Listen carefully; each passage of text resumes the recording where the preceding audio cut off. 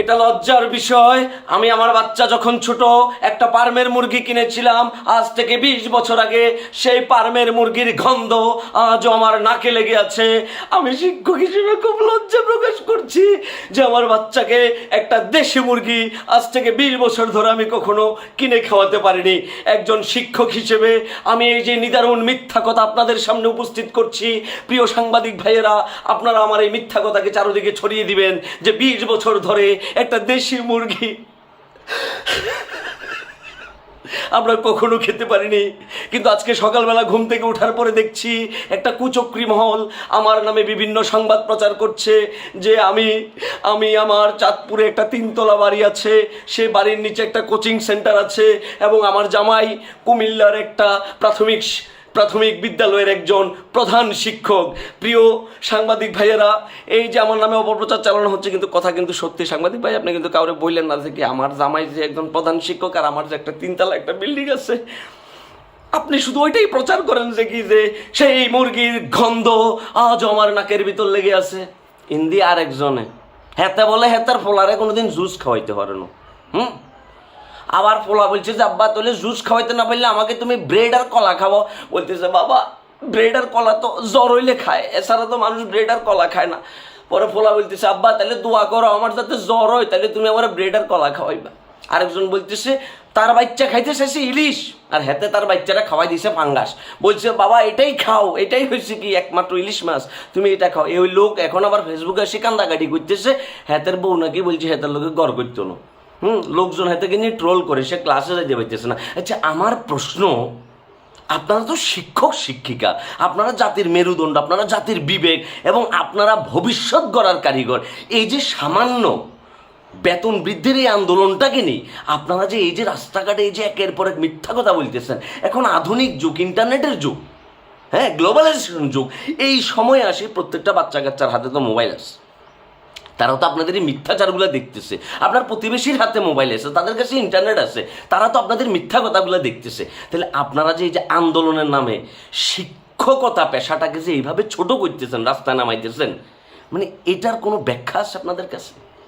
মানে ক্লাস ন করি আপনারা হিয়ে না ক্লাসরুমের ভিতরে দেখিয়ে যে লুডো খেলেন। আচ্ছা, আপনাকে কি কেউ জোর করছিল যে শিক্ষকতা পেশায় বেলায়? আপনাদের গ্রেড প্রথমে কত ছিল? 18 বাবুরে, আমি তো আমজাম বেশি, আমি তো মাছ বেশি, আমি তো আসলে এই চাকরির ব্যাপারে কোনো কিছু জানি না, আমি একদম অযোগ্য একজন ব্যক্তি, যার কারণে জীবনে কোনোদিন আমি জবের কোনো পরীক্ষায় আমি অ্যাপ্লাই করি না, কারণ আমি জানি যে পরীক্ষা দিলে আমি টিকতাম না। তো সুতরাং আমার ঘুষ দিয়ে চাকরি লওয়ারও দরকার নাই, আমি পরীক্ষায় আমি ওই যে চাকরি বাকরিও করতাম না, আমি মাছ আমজাম বেশি কি খুব ভালো আছি। কিন্তু কথা হয়েছে, আপনাকে তো চাকরির ভিতরে জোর করে ঢুকাই দেন, নাকি বাসার ভিতরে ডিবি পুলিশ পাঠাইছিল, আপনি স্বেচ্ছায় প্রফেশনে এসছেন, নিজের এলাকার ভিতরে থাকি চাকরিও করতেছেন, এবং স্কুলে যাই ক্লাসের নামে আপনারা কি করতেছেন এগুলো স্টুডেন্টরাই ভালো জানে। কিন্তু আপনারা কখনো কি সজ্ঞানে একজন শিক্ষক শিক্ষিকা হিসেবে রাস্তার ভিতরে নামছেন যে শিক্ষার মান উন্নয়ন করবার জন্য, পড়াশোনার মান বৃদ্ধি করবার জন্য? না, আপনারা সেটার জন্য নামেন না, আপনারা নামছেন কিনলাই, আপনারা নামছেন বেতন ভাতা বৃদ্ধি করবার লাই।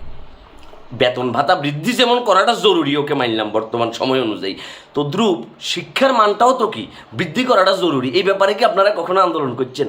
প্রত্যেকটা শিক্ষক শিক্ষিকারে পোস্টিং দিতেন 3 থেকে 400 মাইল দূরে, এবং সেই সাথে তারা শিক্ষকতা পেশায় নিয়োজিত হলে আর কোনো কাজ করতে পারতো না, সারের ডিলার লইতে পারতো না, মুরগির ফেরাম করতে পারতো না, তারপরে এগ্রো ফেরাম করতে পারতো না, পুকুরে মাছ চাষ করতে পারতো না, এগুলো সব কিছু বন্ধ করে দেন। কোচিং ব্যবসা, টিউশন ব্যবসা সব কিছু বন্ধ করে দেন, বেতনটা একখানা করে বাড়াই দেন, বাকি সব কিছু বন্ধ করে দিন, এবং 3 বছর অন্তর অন্তর বাংলাদেশের বিভিন্ন প্রত্যন্ত অঞ্চলে তাকে পোস্টিং দিতেন। সেই সাথে প্রত্যেক 6 মাস পর পর শিক্ষক শিক্ষিকাদের যোগ্যতা যাচাইয়ের ক্ষেত্রে এবং তার মান উন্নয়ন হয়েছে কিনা সেটার জন্য আপনারা পরীক্ষা নেন। পরপর 3টা পরীক্ষার ভিতরে যদি ভালো রেজাল্ট না করে স্বেচ্ছায় তাকে অবসরে পাঠাই দেন।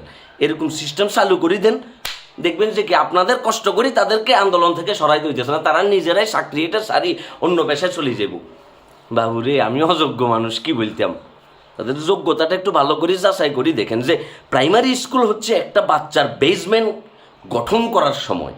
মানে আপনি যখন একটা বিল্ডিং করবেন, বেস যদি আপনি ঠিকঠাকভাবে ঢালাই না করেন, বিল্ডিংটা কিন্তু যে কোনো সময় কাইতে যাব। তাহলে প্রাইমারি স্কুলে এমন সকল ট্যালেন্টেড ছেলে মেয়ে, ট্যালেন্টেড শিক্ষক শিক্ষিকাদেরকে নিয়োগ দেওয়া উচিত, যারা ওই বাচ্চার মানসিক বিকাশটাকে গড়ে দেওয়ার পাশাপাশি তার ভবিষ্যতের ওই বেসমেন্টটা, গোড়াটা শুরু থেকেই কি স্ট্রং করে দিবে। আর নইলে ওই আকাশ ভরা তারা আর কি, কথা বুঝেন না? যাই হোক, আপাতত ওই যে এই যে 20 বছর পরে কিস্তি তুলি, বুয়া মুরগি একটা আনছি, মুরগি এটা রান্না করে বেলা যাইতেছি। হ্যাঁ, ভাবিও না দেশি মুরগি, এটা ফার্মের মুরগি। সেই মুরগির গন্ধ আজও আমার নাকে লেগে আছে, কথা বুঝছো? ভিডিওটা ভালো লাগলে শেয়ার করো। আর ওই যে শোনো, আমি তো শিক্ষকতার চাকরি করি না, আমি মাছ বিক্রি করি। 14 লাভার্স নামে আমার একটা কোম্পানি আছে, বুঝছো? ওখানে ইলিশ মাছের ডিম, রুই, কাতলা, শীতল, বোয়াল, চিংড়ি, পাবদা, তারপর তোমার খই, কোরাল, লাক্কা, সকল ধরনের মাছ আছে। বাঘা আয়ের মাছও আছে। হ্যাঁ, কমেন্ট সেকশনে 14 লাভার্সের পেজটা দিয়ে দিচ্ছি, মেনশন করি, ক্লিক মারো, পুরো বাংলাদেশে ক্যাশ অন ডেলিভারি পাঠিয়ে দিচ্ছি। আমাদের একটা হোয়াটসঅ্যাপ নাম্বার 01325445569, কথা বুঝছো? প্রতারণার শিকার হইও না, এখানে আসো, ভালো মাছ পাঠাবো। কেমন? আল্লাহ হাফেজ।